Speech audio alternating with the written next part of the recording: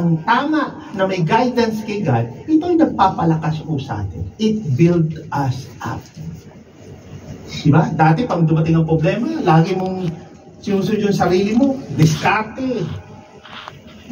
Eh ngayon, nakasalala kay God. Diba? It strengthens us, build us up. Diba? Dati noon, ang kaya mo ng problema, mga grade 1 ng problema, grade 2 problema. Pambira ngayon, ang mga problema, high school na. Di ba? Nakakalampas ka dahil sa biyaya ng Panginoon. Tama po ba, no? Masteral na isa. Doctorate na daw ata yung... Napakaganda po, no? Ito tandaan niyo po yung huling-huling. We must lose the first fight, but we must win the second one. Yung unang laban, nakalaban natin si God, dapat matalo tayo nun. Sumurrender ka na, huwag ka na makipaglaban. Sumurrender na po tayo, pero yung pangalawang laban na kinakalaban natin ang ating human nature, ang ating sarili, dapat manalo po tayo. At hindi tayo manalo kung sa sarili lang po natin. Kailangan po natin ang gabay ng ating Panginoon. May pang-apat pala. Paano yung mga non-fighting Christian? Pag ikaw daw Kristiyano, nakikipag-away ka na. Dati kay God, ngayon, ang kalaban mo sarili mo. Eh, paano, Pastor, yung mga Christian na hindi nakakapag-away? Sabi, Pastor, ako'y Kristiyano. Ano yung kanta ni Michael Jackson? We are the world. Hindi, yung sinabi siya, I'm a lover, not a fighter.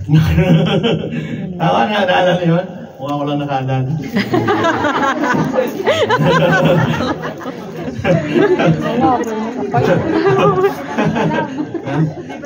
Meron siyang I'm a lover, not a fighter. Wow, pambira. I'm a lover. Ulitin mo, parang gano'n, Kristiyano, hindi ako marunong makipag-away. Ayaw ko makipag-away, kapatid. With the new nature comes with the new master. And that's the Lord Jesus. And we desire to please Him. Yung po ang bottom line. Now, kung hindi tayo nakikipag-away, kapatid, ito po ang sabi mo. If there's no fight in our life because of a lack of real or a lack of out of allegiance to the Master. Kung hindi mo kakalabanin ang sarili mo at hindi mo kinakalaban ito, kulang ka sa katotohanan na alayin ka sa ating Panginoon. Alayin po sa ating Panginoon. Paano? This is expressed in our efforts to grow. Efforts with S, no?